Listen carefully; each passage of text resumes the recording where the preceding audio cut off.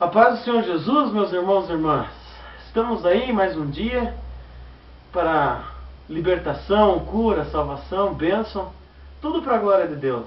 Está eu aqui, minha mãe, Luan Messan, minha mãe Luciana Mendes dos Santos, para a glória de Deus. A gente está gravando os ensinamentos da palavra para que todos nós possamos crescer um pouquinho mais no conhecimento e na graça do nosso Senhor e Salvador Jesus Cristo, nosso Deus Salvador. Então vamos lá, esse quadro aqui é o quadro da Santa Ceia. Está escrito aqui, ó: não só de pão vive o homem, mas de toda a palavra que procede da boca de Deus. Mateus 4,4. Então vamos abrir Mateus primeiro? Vamos ter esse ensinamento da palavra.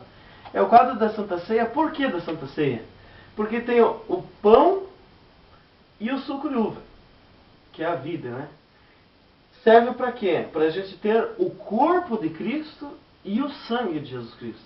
Para a gente estar dentro da membresia do corpo celestial, em que Cristo é a cabeça da igreja e a igreja somos nós. E que Jesus esteja na frente de nós. Esse Mateus 4,4, ele revela a passagem de Jesus pelo deserto, em que ele foi tentado pelo diabo, por Satanás, ou a grande serpente, que é o diabo e Satanás, o grande dragão. O que acontece, meus irmãos? Jesus Cristo começou seu ministério com 30 anos de idade. Mas, na realidade, isso aqui, muitos dizem sobre a doutrina. Porém, todavia, entretanto, Jesus Cristo começou seu ministério quando ele veio aqui para a terra como homem.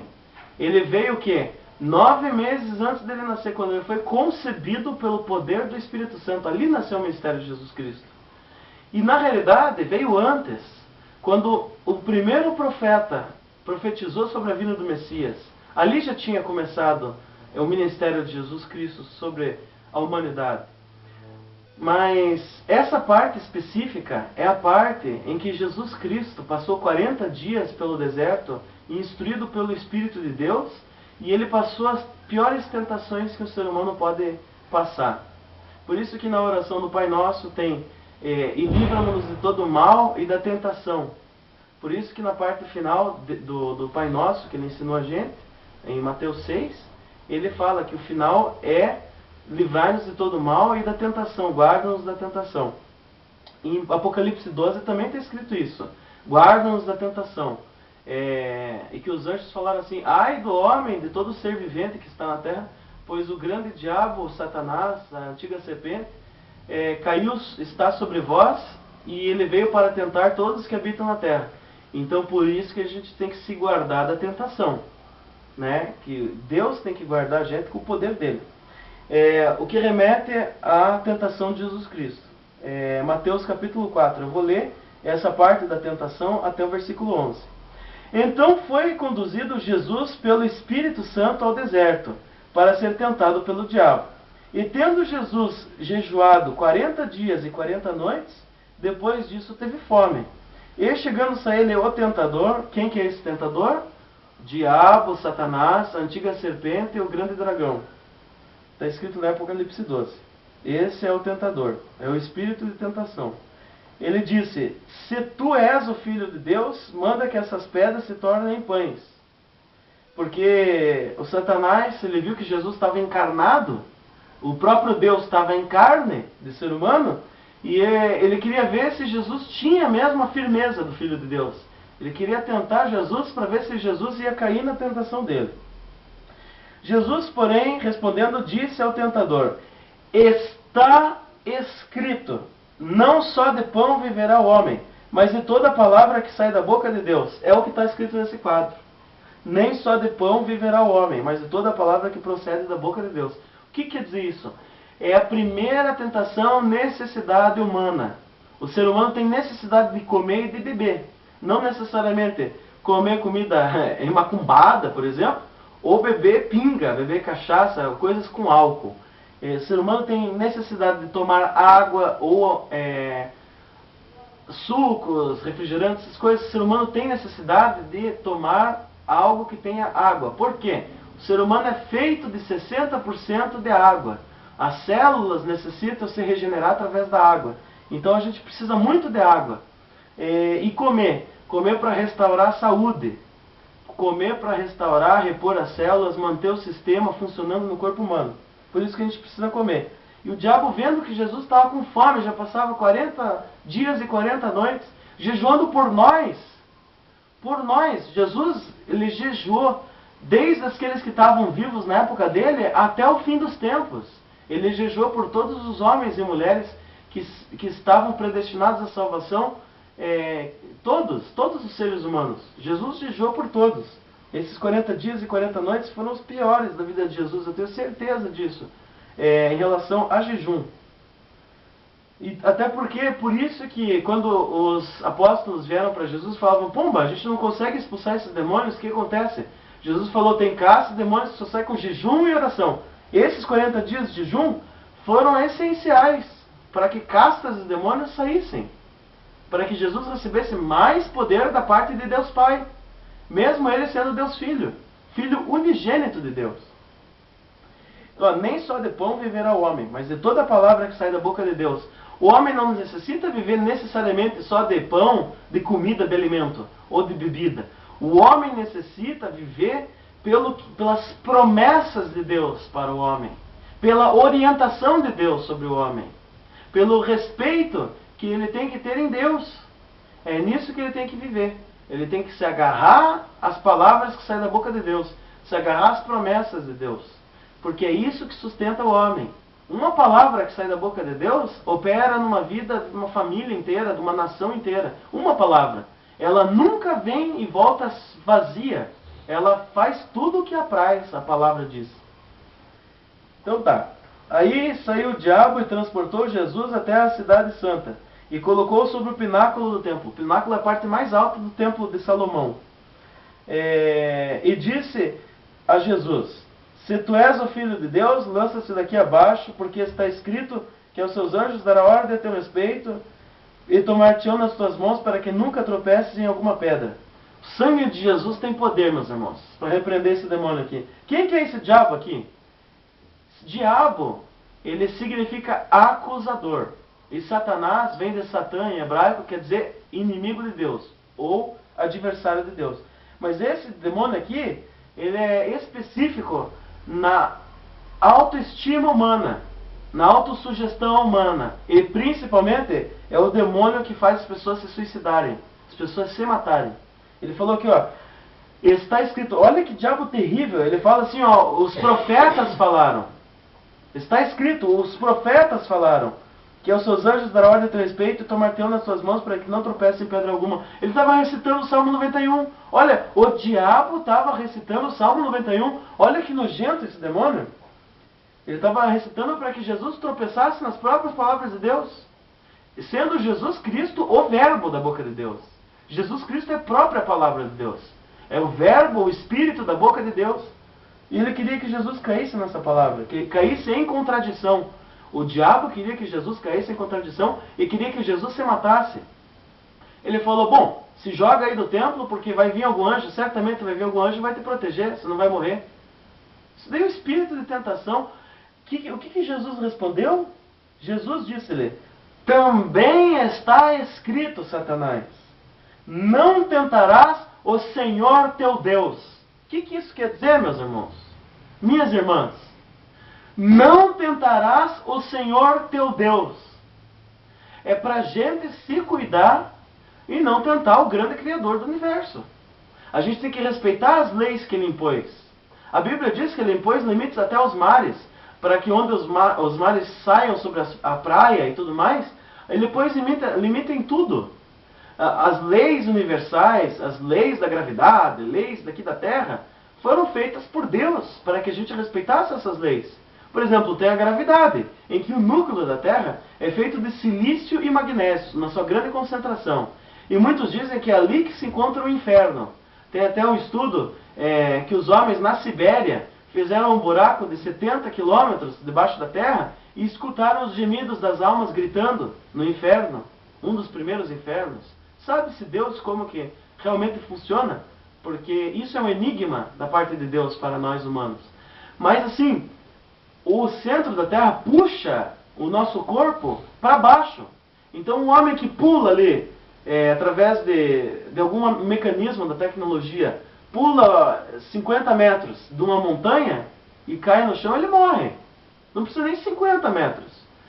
5, 10 metros já pode morrer, quebrando algum osso do corpo aí, destruindo algum sistema do corpo, já pode morrer. E para onde que vai uma alma que se mata?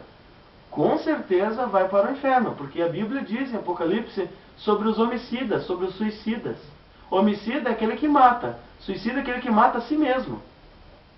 Portanto, para onde que vai? A Bíblia diz, é claro aqui em Apocalipse, para onde que vai. Né?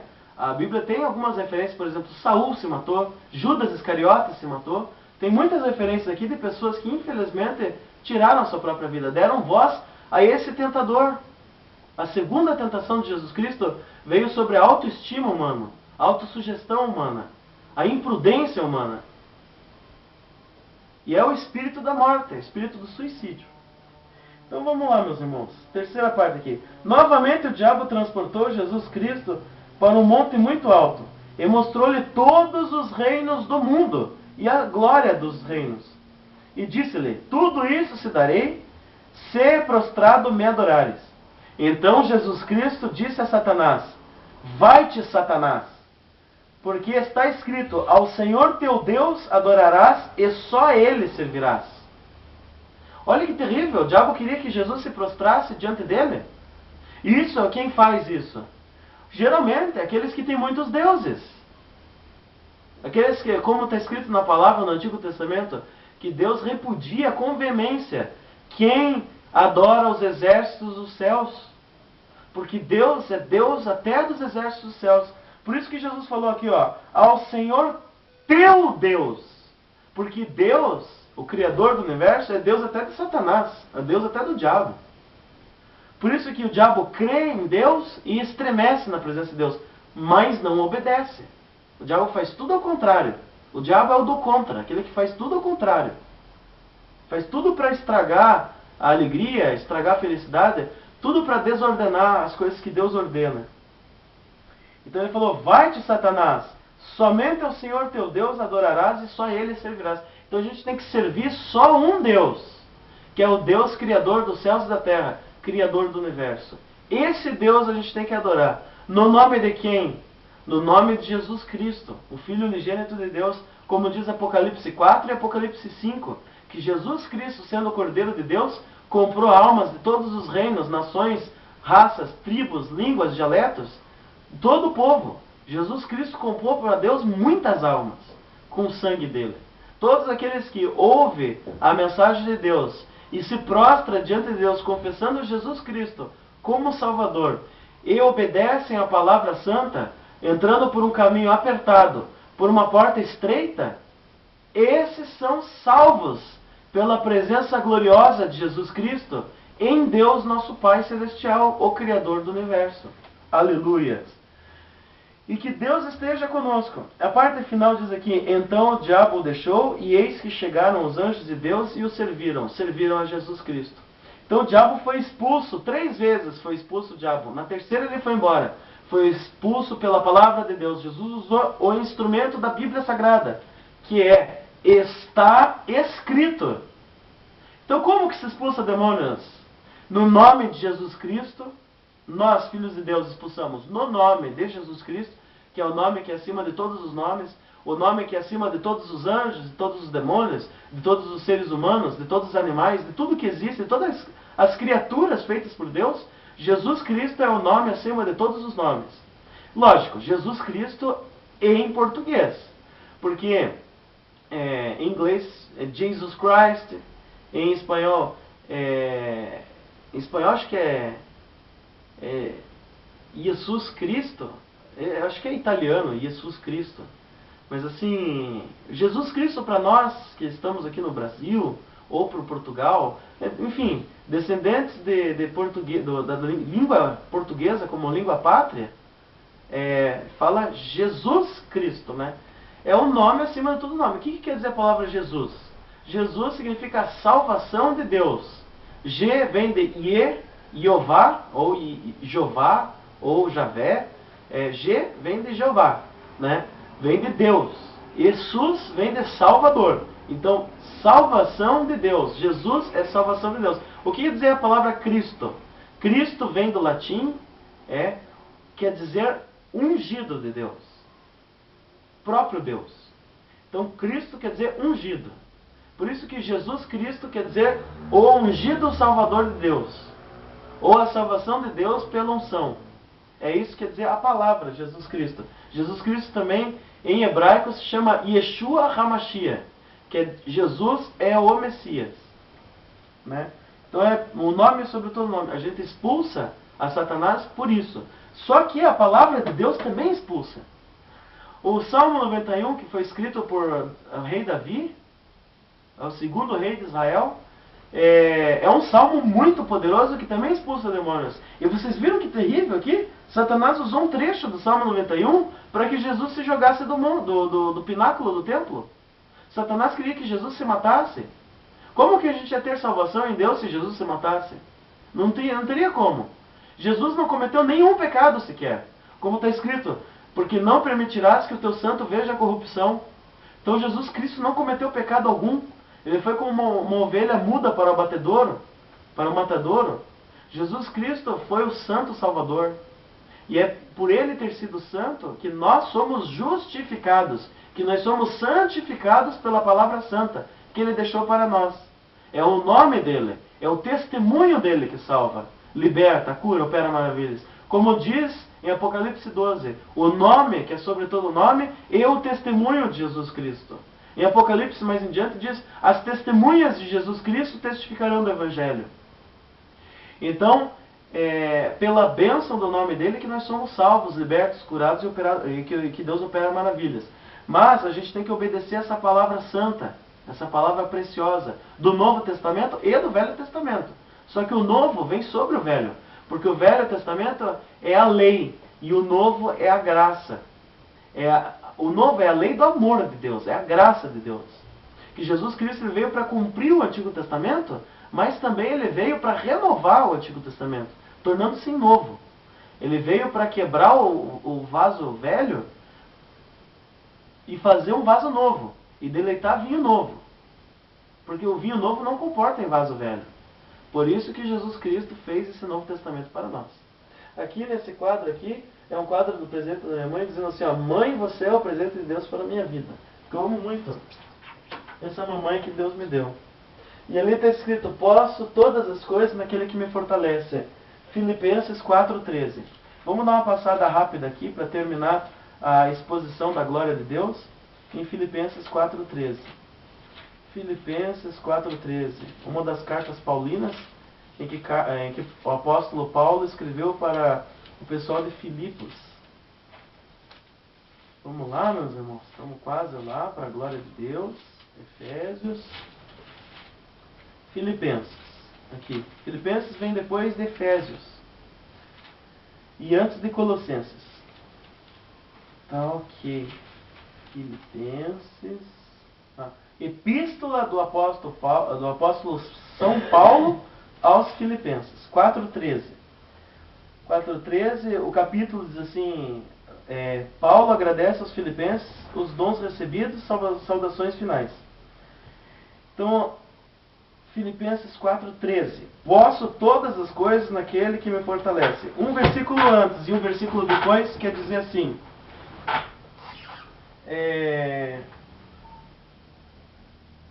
Sei estar abatido e sei também ter abundância. Em toda maneira e em todas as coisas estou instruído, tanto em ter fartura como ter fome, tanto a abundância como a padecer necessidade. Posso todas as coisas naquele que me fortalece. Todavia, fizestes bem em tomar parte na minha aflição. E bem sabeis todos vós, ó Filipenses, que no princípio do Evangelho, quando parti da Macedônia, nenhuma igreja comunicou comigo a respeito de dar e receber, senão somente vós. Isso aqui é uma mensagem bem pessoal para os filipenses. Porém, essa parte diz assim, posso todas as coisas daquele que me fortalece. É um versículo muito forte da palavra de Deus, porque é um versículo em que nós somos sustentados pela graça. Como Deus disse também a São Paulo, ao apóstolo Paulo, que a graça de Deus nos basta, até nas aflições. Porque com Jesus Cristo é um casamento, como está as bodas do Cordeiro, é um casamento. É na saúde, na doença, na tristeza, na riqueza, na alegria, na pobreza, em padecer necessidades e em ter fartura. Então Paulo ensinou isso. Tanto em ter fartura quanto padecer necessidade, a gente tem que ter o princípio de que podemos tudo naquele que nos fortalece. A gente pode todas as coisas, tudo. Tudo, principalmente pelo poder da oração. Como Jesus falou, em meu nome farão mais maravilhas do que foram feitas por mim mesmo. Porque é no nome de Jesus Cristo que ele é operado. Então deixamos essa mensagem para a glória de Deus. É o primeiro de muitos vídeos para a honra e para a glória de Deus. Vídeos dos ensinamentos da palavra de Deus. Porque Deus é tremendo, Deus é forte, Deus é vivo e Deus é gigante. Vamos fazer então, meus irmãos e irmãs, uma oração final. Né? Eu e a minha mamãe aqui, que Deus me deu, que eu amo muito. Vamos fazer uma oração final. Glória, glória, glória a Deus. Glória a Deus Pai, glória a Deus Filho, glória ao Divino Espírito Santo de Deus. Mas graças a Deus que já nos deu a vitória por nosso Senhor e Salvador Jesus Cristo. Glorioso Deus, maravilhoso, eterno, bendito e soberano Pai, derrama a tua unção poderosa sobre nós e ajuda a sermos uma bênção poderosa nas tuas mãos. Senhor Deus, perdoai os nossos pecados e dai-nos a proteção do teu santo nome sobre nós, em nome de Jesus Cristo. Senhor Deus, o Senhor é a fortaleza da nossa salvação, porque o Senhor é um Deus tremendo, um Deus poderoso, um Deus soberano. Em nome do Senhor e Salvador Jesus Cristo, haja cada vez mais nas nossas mentes, nos nossos corações, nos nossos corpos, almas e espíritos, que a gente entrega tudo em tuas mãos. Porque o Senhor é um Deus poderoso para renovar nossa fé, para distribuir salvação, libertação, cura, operação de maravilhas e toda sorte de bênçãos. Porque o Senhor é um Deus tremendo e galardeador daqueles que o buscam. Em nome de Jesus Cristo, nós te agradecemos. Amém e amém, Senhor Deus. Em nome de Jesus Cristo. Agora vamos lançar as bênçãos proféticas. Que a graça de Jesus Cristo, o amor de Deus Pai e a consolação e o poder do Espírito Santo estejam sobre todos nós. E nós digamos amém e aleluia, Jesus. Também, o Senhor que nos guarde e nos abençoe. O Senhor resplandeça o seu rosto sobre nós e tenha misericórdia de nós. O Senhor seja sobre nós. Em nome do Senhor e Salvador Jesus Cristo. Que Deus nos guarde. Amém e amém. Glória a Deus.